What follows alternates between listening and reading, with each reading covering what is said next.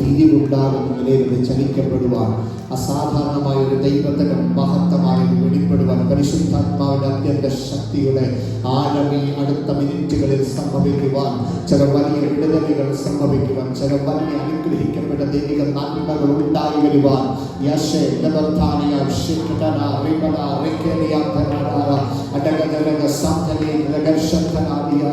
പുതിയൊരു അഭിഷേകത്തിന്റെ പുതപ്പ് ജനങ്ങളുടെ മേൽ അധികാരത്തോടെ അത് ചലിക്കപ്പെടുന്ന അധികാരത്തോടെ തന്നെ ചലിക്കപ്പെടുന്ന ദൈവാത്മാവിന്റെ നിയോഗത്തോടെ ചിലർ ഇന്ന് അധികാരത്തോടെ എഴുന്നേൽക്കട്ടെ.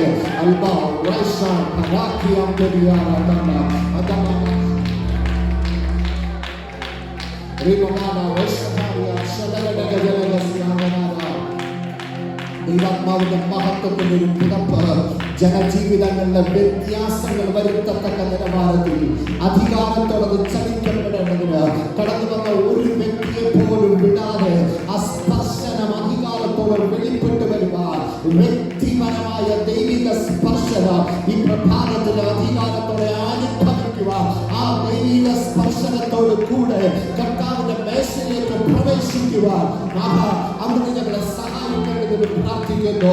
ദൈവശക്തിയുടെ ആഴമത് തുറന്നു വരട്ടെ. ഞങ്ങൾ തന്നെ ഒരിക്കൽ കൂടെ സമർപ്പിക്കുന്നു. പരിശുദ്ധാത്മാവ് ഞങ്ങളോട് ഇടപെടേണ്ടതിന് പ്രാർത്ഥിക്കുന്നു. പരിശുദ്ധാത്മാവിന്റെ അത്യന്ത ശക്തി ചില പുതിയ ഉദ്ധാരണങ്ങൾക്ക് കാരണമായി ഭവിക്കത്തക്ക നിലവാരത്തിൽ പുതിയ ചില ഉറവ വെട്ടുവാൻ, പുതിയ ചില നന്മകൾ ഉണ്ടായി വരുവാൻ, ചില രോഗബന്ധനങ്ങൾ അഴിയപ്പെടുവാൻ, നിലനിൽക്കുന്ന സകല ആക്സിഡന്റ് സ്പിരിറ്റുകളും യേശുവിന്റെ നാമത്തിൽ മാറിപ്പോകുവാൻ അധികാരത്തോടെ കൽപ്പിച്ച് പ്രാർത്ഥിക്കുന്നു. ദൈവശക്തിയുടെ ആഴമത് തുറക്കപ്പെടട്ടെ. അവിടുന്ന് തന്നെ അനുഗ്രഹിക്കണം. ക്രിസ്തുയേശുവിന്റെ അധികാരമുള്ള നാമത്തിൽ തന്നെ. ആമേൻ, ആമേൻ, ആമേൻ. വീണ്ടും ഉപവാസ പ്രാർത്ഥനയിൽ നമുക്ക് ഒരുമിച്ച് കർത്താവിന്റെ സാന്നിധ്യത്തിന്റെ നടുവിൽ ഹല്ലേലൂയ എന്റെ കുടുംബം കൂടെ ആകുന്ന സഭയിൽ ഒരുമിച്ച് നിൽക്കുവാൻ കർത്താവ് അത് നല്ല അവസരത്തിനായി ഞാൻ സ്തോത്രം ചെയ്യുന്നു.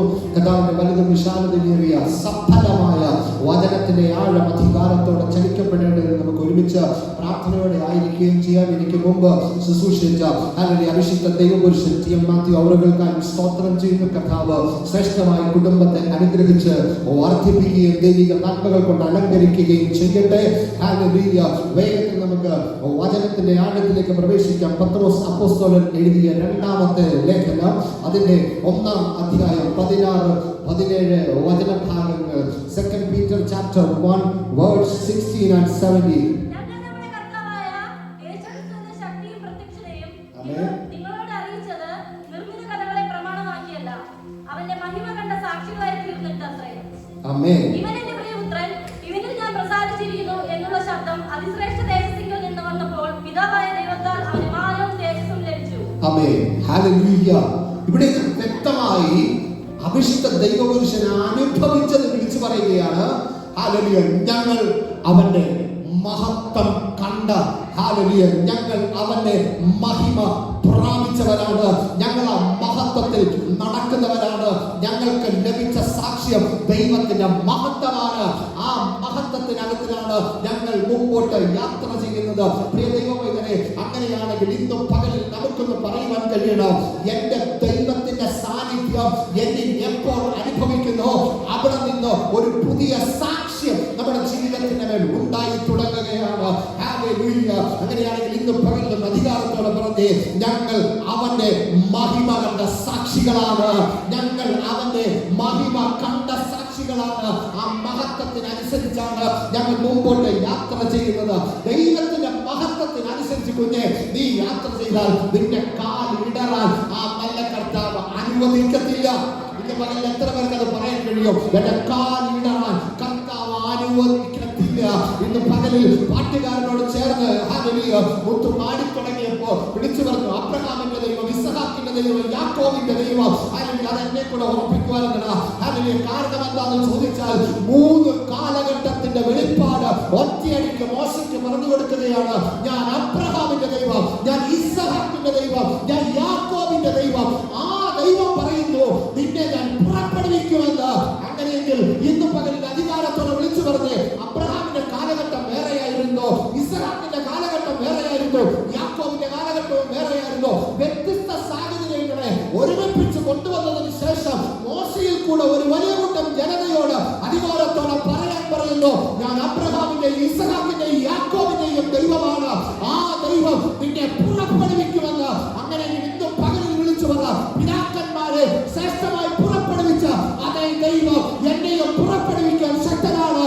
എന്റെ ഇന്നിന്റെ നീറുന്ന ആ പ്രതിസന്ധിയുടെ നടുവിൽ എന്നെ വിടുവിക്കുവാൻ, എന്നെ ശക്തിപ്പെടുത്തുവാൻ, എന്റെ ജീവിത യാത്രക്കകത്ത് നിലനിൽക്കുന്ന സകല പ്രതിസന്ധികളെ ഉണയ്ക്കുവാൻ ആ നല്ല കർത്താവ് ശക്തനാണ്.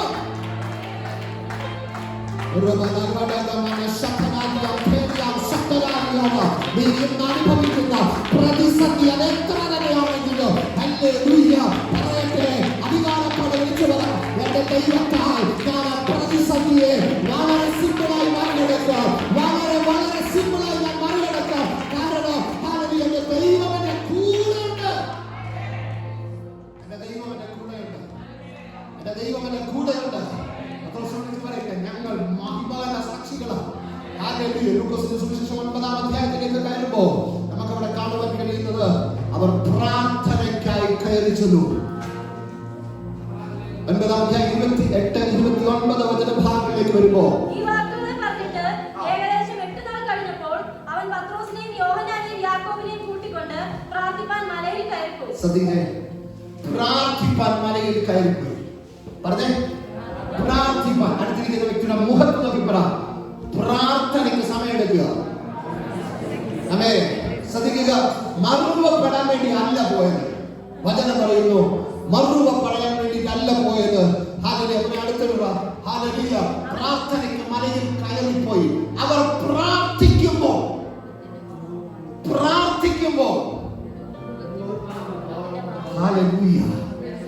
ഈ ദിവസങ്ങളിൽ കർത്തന്റെ സാന്നിധ്യത്തിന്റെ നടുവിൽ തലമുറകളെ, സഹോദരങ്ങളെ, പ്രാർത്ഥിക്കുമ്പോൾ ചിലത് സംഭവിക്കാൻ പോകുകയാണ്. നിങ്ങളുടെ പ്രാർത്ഥന മുന്നിൽ ചിലത് സംഭവിക്കാൻ പോകുകയാണ്. പ്രാർത്ഥിച്ചുകൊണ്ടിരുന്നപ്പോൾ മുഖത്തിന്റെ ഭാവം മാറി, ഉടുപ്പ് തിന്നുന്ന വെള്ളയായി തീർന്നു. അങ്ങനെയാണെങ്കിൽ ഇന്ന് പകലിൽ അധികാരത്തോടെ വിളിച്ചു പറ, ഞങ്ങൾ പ്രാർത്ഥനാ മുറിയിൽ കയറുമ്പോൾ ചിലത് സംഭവിക്കാൻ പോകുന്നു. ഞങ്ങളുടെ പ്രാർത്ഥനാ മുറിയിൽ പരിശുദ്ധനാകുന്നവന്റെ തേജസ് ഞങ്ങളിലേക്ക് ഇറങ്ങി വരാൻ പോകുന്നു.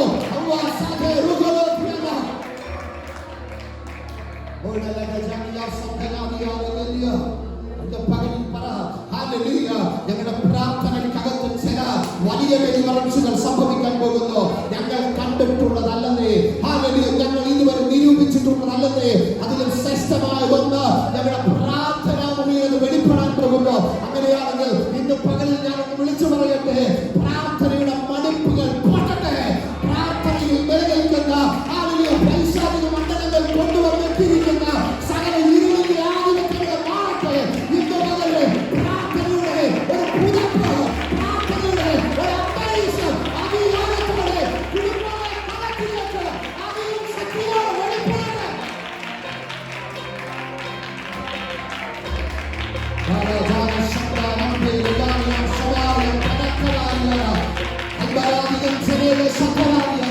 പ്രാർത്ഥിച്ചുകൊണ്ടിരിക്കുമ്പോ 10 മിനിറ്റ് കഴിയുമ്പോ പെട്ടെന്ന് മടുത്തു പോകുന്ന, പ്രാർത്ഥിക്കുമ്പോ സമയങ്ങൾ മാറിപ്പോകുന്നത് അറിയാത്ത നിലയിൽ അസാധാരണമായ ദൈവത്തിന്റെ മഹത്വത്തിൽ കാര്യങ്ങൾ തീരുമാനിക്കുന്ന നിലയിൽ പ്രാർത്ഥനാമുറിയിൽ ദൈവ സാന്നിധ്യം അനുഭവിക്കുന്ന, പ്രാർത്ഥനാമുറിയിൽ കർത്താവിൽ നിന്ന് ചിലത് പ്രാപിക്കുന്ന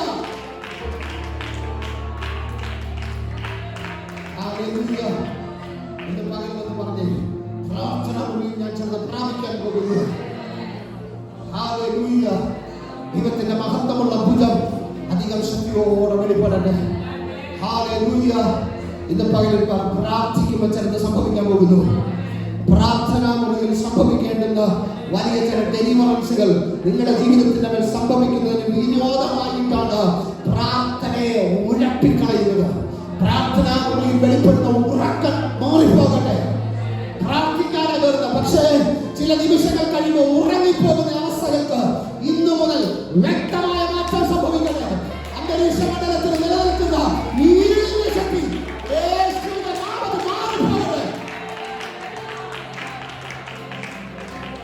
ഹല്ലേലൂയ.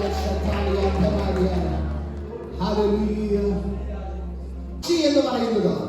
സാക്ഷി എന്ന് പറയുന്നത് ഹല്ലേലൂയ ഒരു ഒരു ഒരു ഒരു കോർട്ട് ലാംഗ്വേജ്, കോടതി ഭാഷയാണ്. ഹല്ലേലൂയ. ചില സാക്ഷികൾ ഉണ്ടെങ്കിൽ മാത്രമേ ചില കേസുകൾ തെളിയിക്കാൻ കഴിയത്തുള്ളൂ. ചില സാക്ഷികൾ ഉണ്ടെങ്കിൽ ഹല്ലേലൂയ. എന്ന് പകൽ വിളിച്ചു പറയാൻ കഴിയുമോ? ഞാൻ എന്റെ യേശുവിന്റെ സാക്ഷിയായി നിലനിൽക്കുമ്പോൾ ദേശത്ത് വ്യാപരിക്കുന്ന പൈശാചിക ആധിപത്യങ്ങളെ എന്റെ സാക്ഷ്യം നിമിത്തം ഞാൻ തോൽപ്പിക്കാൻ പോകുന്നു. ഈ ഭൂമിയിൽ അഴിക്കുന്നത് സ്വർഗത്തിൽ അഴിയണമെന്നുണ്ടെങ്കിൽ ആ മഹത്വം എന്റെ മേൽ സാക്ഷ്യമായി വെളിപ്പെടുമ്പോ ആ സാക്ഷ്യത്തെ ഞാൻ എപ്പോൾ പ്രസ്താവിച്ചു തുടങ്ങുന്നു ആ പ്രസ്താവനയിൽ ചില ലോക്കുകൾ ഓപ്പൺ ആകും. സാക്ഷിയാകുകയാണ്. ഞാൻ എന്റെ കർത്താവിന്റെ സാക്ഷിയാകാൻ പോകുകയാണ്. സമയം വേഗത്തിൽ ഓടിപ്പോകുന്നു. ദൈവത്തിന്റെ പൈതലെ ഹല്ലേലൂയ. ഇന്ന് കർത്താവിന്റെ സന്നിധിയിൽ പറയണം, ഞാൻ സാക്ഷിയാകാൻ പോകുന്നു. വിളിച്ചു പറയുക. അല്ലെങ്കിൽ ഈ പത്രോസിനെ ഒന്ന് നോക്കിക്കേ. ഹല്ലേലൂയ. ഈ മനുഷ്യൻ പറയുക, ഞങ്ങൾ അവന്റെ മഹിമകളുടെ സാക്ഷികളാണ്. പറയുക ഞങ്ങൾ, അതായത് പത്രോസ്, യാക്കോബ്, യോഹന്നാൻ. ഹല്ലേലൂയ. ഈ പത്രോസിന്റെ ലേഖനം ഒറ്റത്താള് നമ്മൾ ഇപ്പുറത്തോട്ട് മറിച്ചാൽ യോഹന്നാൻ എഴുതിയ 1-ാമത്തെ ലേഖനം കാണാം. അതിന്റെ 1-ാമത്തെ വാക്യത്തിലും വിളിച്ചു പറയുന്നത്, ആദ്യം മുതലുള്ളത്, ഞങ്ങളുടെ കണ്ണുകൊണ്ട് കണ്ടത്, ഞങ്ങളുടെ കൈ തൊട്ടതുമായ ജീവന്റെ വചനത്തെ സംബന്ധിച്ചാണ് എനിക്ക് സംസാരിക്കാനുള്ളത്. യോഹന്നാൻ ലേഖനം എഴുതി തുടങ്ങുമ്പോൾ പറഞ്ഞു തുടങ്ങുന്നത് അങ്ങനെയാണെങ്കിൽ ഇന്ന് പകലിലും അധികാരത്തോടെ വിളിച്ചു പറയണം, ഞങ്ങൾ സാക്ഷികളാ. ഹല്ലേലൂയ. കർത്താവിന്റെ സാക്ഷ്യമാണ് ഞാൻ ഈ നിലനിൽക്കുന്നത്. കർത്താവിന്റെ സാക്ഷ്യത്തിനകത്തിലാണ് മുമ്പോട്ട് യാത്ര ചെയ്യുന്നത്. അങ്ങനെയാണെങ്കിൽ ഇന്ന് പകലിൽ വിളിച്ചു പറയണം, നീ ജോലി ചെയ്യുന്ന സ്ഥാപനത്തിൽ നീ ഒരു സാക്ഷ്യമാകണം. ഹല്ലേലൂയ. നിന്നെ നോക്കി നിന്റെ അധികാരികൾ വിളിച്ചു പറയണം, ഇവൻ കർത്താവിന്റെ പൈതലാണ്. ഹല്ലേലൂയ. ലൈവിൽ പൊക്കോണ്ടിരിക്കുമ്പോൾ ഞാൻ പറയട്ടെ, ഹല്ലേലൂയ. എന്റെ മാനേജർ കഴിഞ്ഞ ദിവസം പറഞ്ഞു പ്രാർത്ഥിക്കണമെന്ന്. ഹല്ലേലൂയ. നിന്റെ ദൈവമാണ് പ്രൊട്ടക്ട് ചെയ്യുന്നത്. അതൊക്കെ ഭയങ്കര സന്തോഷം. ഹല്ലേലൂയ. അങ്ങനെയാണെങ്കിൽ ഇന്ന് പകരം വിളിച്ചു വരാം. ഹല്ലേലൂയ. നീ സാക്ഷ്യമാകണം. നീ ആയിരിക്കുന്ന സ്ഥലത്ത് സാക്ഷ്യമാകണം. ദൈവത്തിന്റെ പൈതലെ നീ ഒരു സാക്ഷ്യമാകുമ്പോ അവിടെ ദൈവത്തിന്റെ ശക്തി നിന്നിൽ കൂടെ പുറത്തു വരും. ഇന്ന് പകരം വിളിച്ചു പറഞ്ഞേ, ഞാൻ കർത്താവിന്റെ സാക്ഷിയാകാൻ വേണ്ടി വിളിക്കപ്പെട്ടതാണ്. കർത്താവിന്റെ മഹത്വത്തെ വഹിക്കുന്ന വ്യക്തിയാണ്.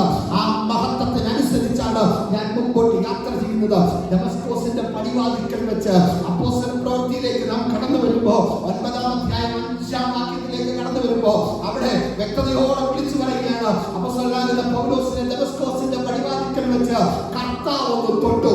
കർത്താവ് തൊട്ടതിന് ശേഷം അവൻ കുതിരപ്പുറത്തു നിന്ന് നിലത്ത് വീണു. നിലത്ത് വീണ ഉടൻ തന്നെ ആ സ്പർശനമൊക്കെ യഥാർത്ഥമായിട്ട് അനുഭവിച്ച ആ വ്യക്തിത്വം ചോദിക്കുകയാണ്, ഹല്ലേലൂയ, നീ ആരാകുന്നു കർത്താവേ? അവരെയും അവന്റെ ബലത്തിലും അവന്റെ ശക്തിയിലും അവൻ മുമ്പോട്ട് യാത്ര ചെയ്തു. പക്ഷേ കുതിരപ്പുറത്തു നിന്ന് നിലത്ത് വീണ് കഴിഞ്ഞപ്പോ ചോദിക്കുകയാണ്, ഹല്ലേലൂയ, നീ ആരാകുന്നു കർത്താവേ? ഹല്ലേലൂയ. ഇനി ശ്രദ്ധിച്ചു നോക്കിക്കേ, ഇതുമായി കണക്ട് ചെയ്ത് ഒരു വാക്യം കൂടെ ഞാൻ പറയാം. കൊലോസ്യർക്കെഴുതിയ ലേഖനം 1-ാം അധ്യായം 8-ാം വാക്യം കൂടെ ഒന്ന് വായിച്ചേ. 1-ാം അധ്യായം 18-ാമത്തെ വാക്യം. അവൻ സഭ എന്ന ശരീരത്തിന്റെ തലയുമാകുന്നു. ഹല്ലേലൂയ. സകലത്തിലും താൻ മുൻപനാകേണ്ടതിന്. ഹല്ലേലൂയ. ഇവിടെ അപ്പോസ്തല പ്രവൃത്തിയിലേക്ക് നാം കടന്നു വന്ന് 9:5 നോക്കിയപ്പോൾ അവിടെ ചോദിക്കുകയാണ്, നീ ആരാകുന്നു കർത്താവേ? നീ ആരാകുന്നു കർത്താവേ? അപ്പോൾ തന്നെ അടുത്ത മറുപടി പറഞ്ഞു, നീ ഉപദ്രവിക്കുന്ന യേശുവാണ്. ഹല്ലേലൂയ. അന്ന് നിലത്ത് വീണപ്പോ മനസ്സിലായി, ഹല്ലേലൂയ, സഭ അവന്റെ തലയാണ്, അവന്റെ ശരീരമാണ്. സഭ അവന്റെ ശരീരമാണ്. ആ സഭയെ തൊട്ടാൽ കർത്താവിന് പൊള്ളുമെന്ന്. ഹല്ലേലൂയ. ആ സഭയെ തൊടാനുള്ള തന്ത്രം മെനഞ്ഞാൽ കർത്താവിന് വേദനിക്കുമെന്ന് അവൻ അന്ന് മനസ്സിലായി. എന്ന് ഹല്ലേലൂയ, ദമസ്കോസിന്റെ പടിവാതിൽക്കൽ വെച്ച് അപ്പോസ്തലനായ പൗലോസിന് മനസ്സിലായി. അതുകൊണ്ട് തന്നെയാണ് നിന്നുകൊണ്ട് നിസ്സഹായ അവസ്ഥക്കകത്ത് വീണ് കിടന്നിട്ട് ചോദിക്കുകയാ, നീ ആരാകുന്നു കർത്താവേ?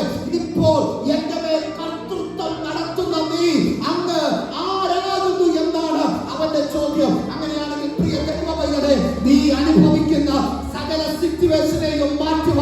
നീ അനുഭവിക്കുന്ന ആ ജോലിയിലെ പ്രശ്നങ്ങളെ മാറ്റുക.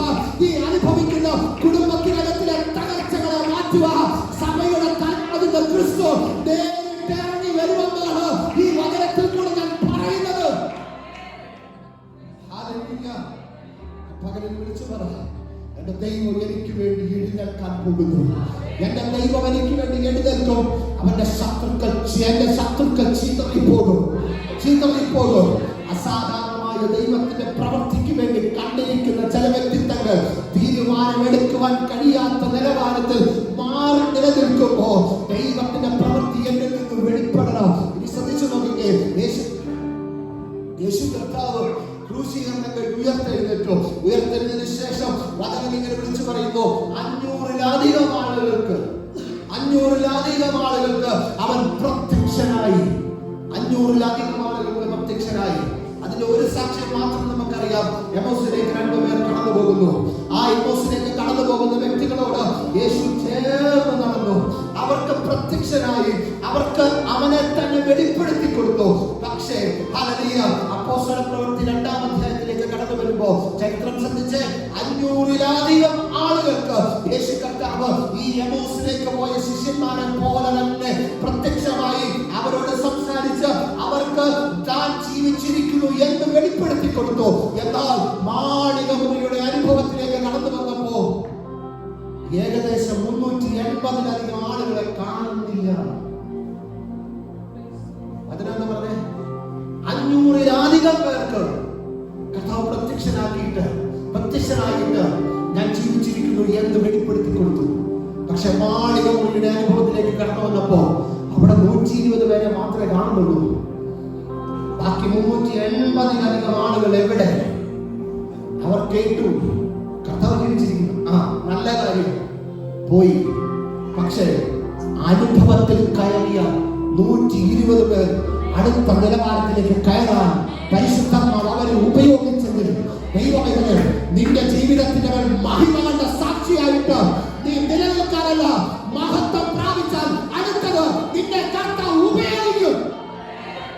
മഹത്വം കണ്ടാൽ പോരാ, മഹത്വം പ്രാപിച്ചാൽ പോരാ. പറയണോ ഹല്ലേലൂയ, വചനത്തിലുള്ളത് എന്നിൽ കഴിക്കാൻ പോകുകയാ.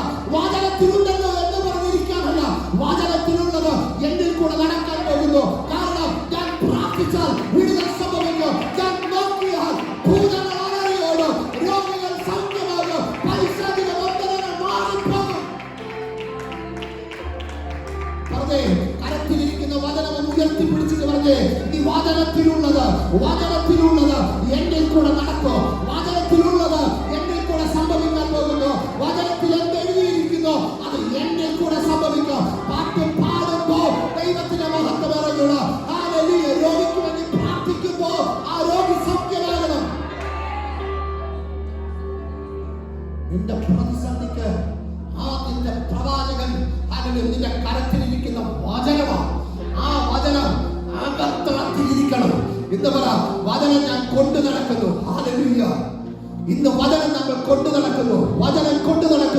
പക്ഷെ പറഞ്ഞേ, അല്ല, വചനം എന്റെ ഉള്ളിലിരിക്കുന്നു. ഹല്ലേലൂയ. അങ്ങനെയാണെങ്കിൽ പറയണം, ഹല്ലേലൂയ, അവന്റെ അടിപ്പിണരാൽ എനിക്ക് സൗഖ്യം വന്നിരിക്കുന്നു. രോഗത്തെ ശാസിക്കുന്ന ദൈവത്തിന്റെ ശക്തി എന്നിൽ നിന്ന് ചലിക്കപ്പെടുന്നു.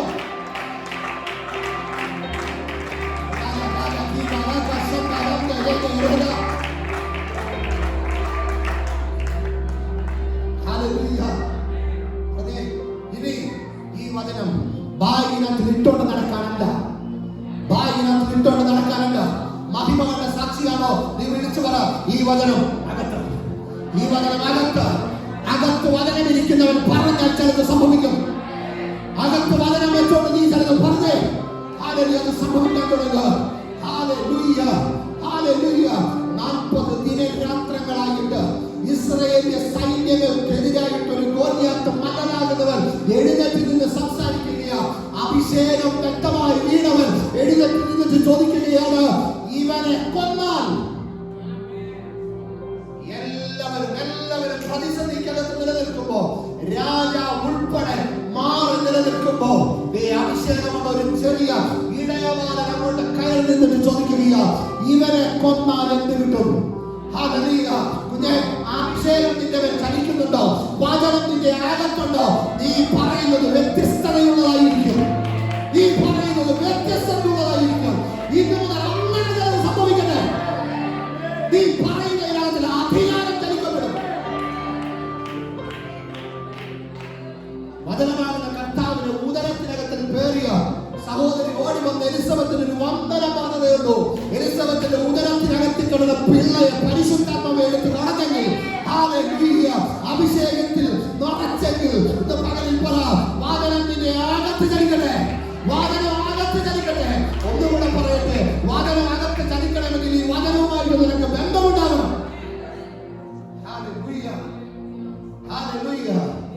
ചില തീരുമാനങ്ങൾ എടുക്കാൻ കഴിയുമോ? ചില തീരുമാനങ്ങൾ എടുക്കാൻ കഴിയുമോ? വചനവുമായി ബന്ധപ്പെട്ട് ഞാൻ മുമ്പോട്ട് പുറപ്പെടുക. അതാണ് മഹത്വം കണ്ട സാക്ഷിയാണ്. അവേ, എന്റെ സാക്ഷ്യത്തിൽ നിന്ന് എന്നെ മാറ്റാൻ ഒരു വ്യക്തിക്കും കഴിയത്തില്ല. നിന്റെ സാക്ഷ്യമാ നിന്റെ ജീവിതം. നിന്റെ അനുഭവമാണ് നിന്റെ ശുശ്രൂഷ. ഇന്ന് പകരം വിളിച്ചു പറയണം, എന്റെ ദൈവം എന്നെ ഉപയോഗിക്കാൻ പോകുന്നു. അതിന് വിരോധമായി ചലിക്കപ്പെടുന്ന സകല ആധിപത്യങ്ങളും ഈ ദിവസം പൊടിയട്ടെ. ഈ പത്രോസിനെ കർത്താവിന്റെ അരികിലേക്ക് കൊണ്ടുവന്ന ആരെന്നറിയോ? അന്ത്രയോസ്. അന്ത്രയോസ് ഉന്തി തള്ളിയാണ് അവനെ കൊണ്ടുവരുന്നത്. ഞങ്ങൾ കർത്താവിന്റെ വചനത്തിൽ പറഞ്ഞവനെ കണ്ടതാ. ഉന്തി തള്ളിയാണ് കൊണ്ടുവന്നത്. പക്ഷേ കാലങ്ങൾ കഴിഞ്ഞപ്പോൾ ഉന്തിത്തള്ളി കൊണ്ടുവന്നവനെ കുറിച്ച് അധികം കേൾക്കാൻ ഇല്ലെങ്കിൽ പോലും അവൻ കൊണ്ടുവന്ന വ്യക്തിയെ കർത്താവ് ഉപയോഗിച്ചെങ്കിൽ, പ്രിയ ദൈവമക്കളെ, നീ ആർക്ക് വേണ്ടിയാണോ വിലകൊടുത്ത് പ്രാർത്ഥിക്കുന്നത്, ആരെയാണോ ആലയത്തിനകത്തിലേക്ക് ഉന്തിത്തള്ളി കൊണ്ടുവരുന്നത്, അവൻ നിന്നെക്കാൾ പ്രയോജനപ്പെടുന്നത് കാണുമ്പോൾ അന്ത്രയോസിനെ പോലെ ഒരു അഹന്തയില്ലാതെ സന്തോഷിക്കാനുള്ള ഒരു തലമുറയായിട്ട് നിങ്ങൾ മാറുന്നു എങ്കിൽ, നിങ്ങൾ ഈ ദിവസങ്ങളിൽ ഒരുവനെ ചർച്ചിനകത്തിലേക്ക് ഉന്തി തള്ളി കൊണ്ടുവരുമ്പോ ഇതാ വചനം പറയുന്നു, അന്ത്രയോസ് പത്രോസിനെ കൊണ്ടുവന്നത് പോലെ നിന്നേക്കാൾ അധികം ഉപയോഗിക്കപ്പെടാൻ അവനെ അനുഗ്രഹിക്കുക.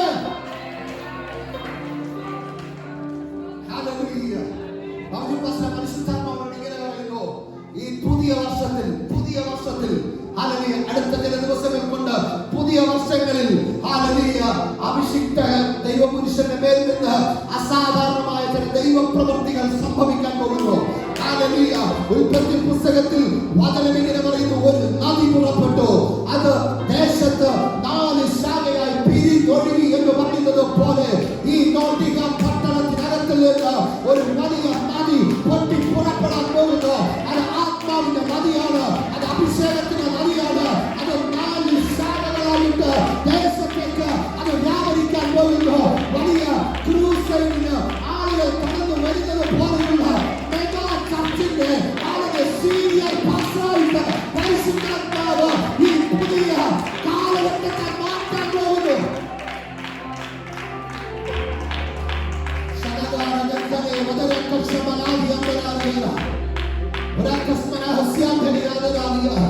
കർത്താവിനോട് പറയുന്നത്, മരണകരമായി നിലനിൽക്കുന്ന ചില വിഷയത്തെ കൈകാര്യം ചെയ്യാൻ പോകുന്നു. കർത്താവിനോട് പറയുന്നു, പത്രോസിന്റെ ജീവിതത്തിന്റെ മേൽ ഒരു തബീതയെ എഴുന്നേൽപ്പിച്ചതുപോലെ സാക്ഷികളാണ് ഞങ്ങൾ, മഹിമകളുടെ സാക്ഷികളാണ്. ഈ അന്ത്രയോസ് പത്രോസിനെ കൊണ്ടുവന്ന് വിട്ടു. അവിടുന്ന് പത്രോസിനെ കുറിച്ച് പിന്നെ വേറെ വിവരമൊന്നുമില്ലാതെ ഒരു നല്ല കൂട്ടിമുട്ടൽ കഴിഞ്ഞ്, യേശുവുമായിട്ടുള്ള നല്ലൊരു കൂട്ടിമുട്ടൽ കഴിഞ്ഞ് പിന്നീട് യേശു പത്രോസിനെ കാണുന്നത് അവന്റെ നിസ്സഹായ അവസ്ഥയ്ക്കകത്തിലാണ്. കുഞ്ഞെ, കർത്താവുമായിട്ട് നിനക്കൊരു കൂട്ടിമുട്ടലുണ്ടായി. നിന്റെ നിസ്സഹായ അവസ്ഥയിൽ കർത്താവ് വന്നു നിന്നോട് ഇടപെടും. നിന്റെ നിസ്സഹായ അവസ്ഥയ്ക്കകത്ത് കർത്താവ് ഇടപെടും. സിസ്റ്ററെ, ആ വിഷയം മാറിപ്പോകുന്നത് പരിശുദ്ധാത്മാവ് എന്നോട് പറയുന്നു. ഹല്ലേലൂയ. സാക്ഷ്യമായി പറഞ്ഞ വിഷയത്തിന്റെ മേൽ കർത്താവ് ഇപ്പോൾ ഡെലിവറൻസ് കൊടുക്കുക.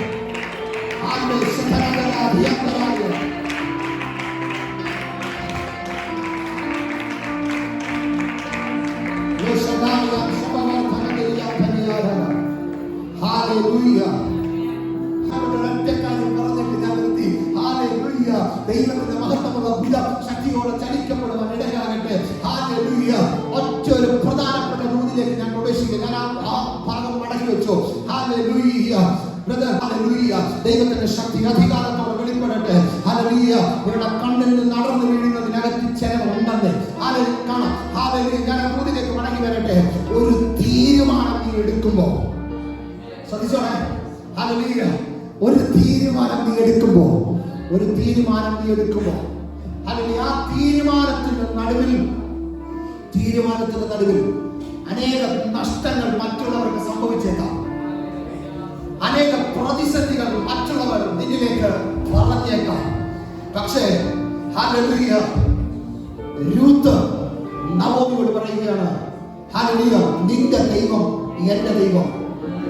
നീ പാർക്കുന്നിടത്ത് ഞാൻ പാർക്കും, നീ ഹല്ലേലൂയ നിലനിൽക്കുന്നിടത്ത് ഞാൻ നിലനിൽക്കും.